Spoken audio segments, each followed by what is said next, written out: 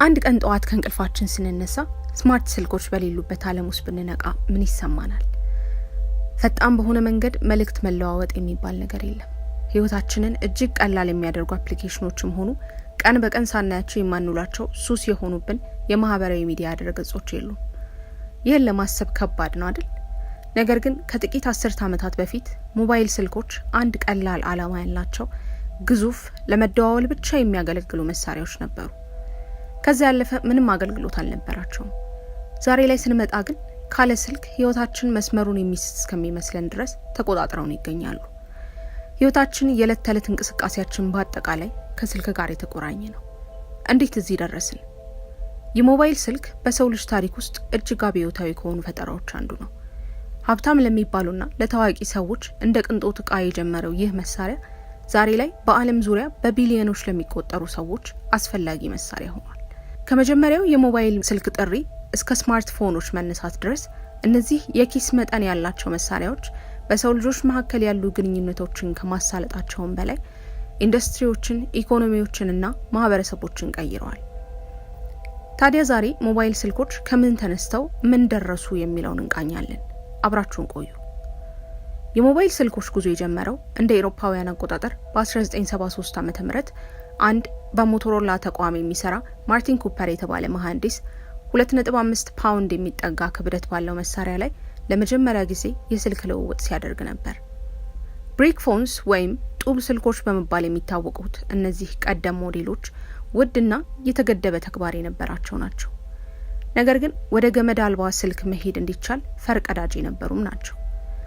በ1980ዎቹና በ1990ዎቹ የሴሉላር ኔትወርኮች የተስፋፉ ነበር። በዚህ ጊዜ የሞባይል ስልኮችም የበለጠ ተደራሽ መሆን ችለው ነበር። እንደ ኖኪያና ኤሪክሰን ያሉ ኩባንያዎች አነስተኛ ዋጋ ያላቸው ሞዴሎችን ያስተዋወቁ ሲሆን ይህም የሞባይል ስልኮችን መጠቀም እንዲዘወተር አድርጓል። በ90ዎቹ ደግሞ የጽሑፍ መልእክት ወይም ኤስኤምኤስ ጨዋታ ቀያሪ የሆነ ነገር ነበር። ግንኙነቶችና መልእክቶችን መለዋወጥ ይበልጥ ፈጣንና ግላዊነቱ የተጠበቀ እንዲሆንም አድርጓል። ትልቁ ለውጥ የመጣው ግን በ2000ዎቹ መጀመሪያ ላይ ስማርትፎኖች ሲመጡ ነበር። ብላክቤሪ የተባለው የሞባይል አምራች ኩባንያ በሞባይል ኢሜል መላላክን ሲያስተዋውቅ፣ ኖኪያ የተባለው ሌላ የሞባይል አምራች ኩባንያ ደግሞ ሲምቢያን የተባለ ኦፕሬቲንግ ሲስተሙን በማስተዋወቅ ስማርት ስልክ ምን እንደሚመስል በትንሹ እንድናያስችለው ነበር። የስማርት ስልኮች አባት የሆነው የመጀመሪያው ተች ስክሪን ያለው ስልክ በፈረንጆቹ 2007 ዓ.ም በአፕል ኩባንያ ነበር የተዋወቀው። የመጀመሪያው አይፎን ነገሮችን በእጅጉ የቀየረ ነበር። ተች ስክሪኖች፣ መተግበሪያዎችና ኢንተርኔትን አካቶ የመጣው ይህ የመጀመሪያው የአይፎን ስልክ በኪሳችን ውስጥ እጅግ ብዙ ነገሮችንና ብዙ ተግባራትን የምንከውንባቸውን ነገሮች በአንድ መሳሪያ ይዘን መጓዝ እንድንችል አድርጎናል። ከ2010 በኋላ ደግሞ የማህበራዊ ሚዲያ ድረገጾች ከሞባይል ስልኮች ጋር መቀላቀላቸው የሰዎችን መስተጋብር እስከ ወዲያኛው የቀየረ ነበር። ፌስቡክ፣ ኢንስታግራም፣ ትዊተር እና በኋላ ላይ ደግሞ ቲክቶክን የመሳሰሉ ማህበራዊ ድረገጾች መሰብሰቢያቸውን በስማርት ስልኮች ላይ አድርገዋል። ስማርት ስልኮች ከግንኙነት ምንጭነት አልፈው የገንዘብ መስሪያዎችም ሆነዋል።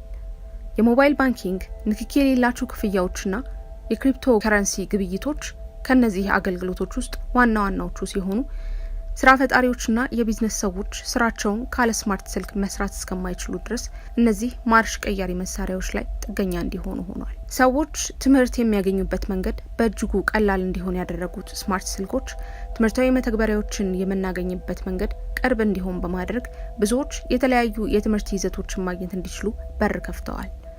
ወደ 5G እና የአርቲፊሻል ኢንተለጀንስ ዘመን ስንሸጋገር ደግሞ ከስማርት ስልኮች ጋር የሚመጡት እድሎች ማለቂያ እንደሌላቸው እንረዳለን። ስማርትፎኖች በቨርቹዋል አሲስታንቶች፣ ኦግመንትድ ሪያሊቲ ከዛም አልፎ ብሬን ኢንተርፌስ በተባለ ቴክኖሎጂ አድማሳቸውን አስፍተዋል። ነገር ግን ከነዚህ እድገቶች ጋር አደጋዎችም አብረው መምጣታቸው ያልቀረ ሲሆን የሰው ልጆች ከመቼውም ጊዜ በበለጠ በስልኮችና በስክሪን ሱስ የተያዙበት ጊዜ ላይ እንገኛለን። ሞባይል ስልኮች ቀላል የመልእክት መለዋወጫ ከመሆን ጀምረው የዕለት ተዕለት የህይወት አጋሮቻችን እስከመሆን ድረስ በመሄድ ብዙ ርቀትን ተጉዘዋል። በተለይ ደግሞ ስማርት ስልኮች በአጭር ጊዜ ውስጥ የዓለምን ኢኮኖሚ የመቆጣጠር ደረጃ ላይ የደረሱበት መንገድ እጅጉን የሚያስገርም ነው። አሁን ህይወት ካለ ስማርት ስልኮች የማይታሰብ ሆኗል። ለስንበት የምንጠይቀውም ጥያቄ ሞባይል ስልኮቻችን እኛ እየተቆጣጠርናቸው ነው ወይስ እነሱ እየተቆጣጠሩን የሚል ነው።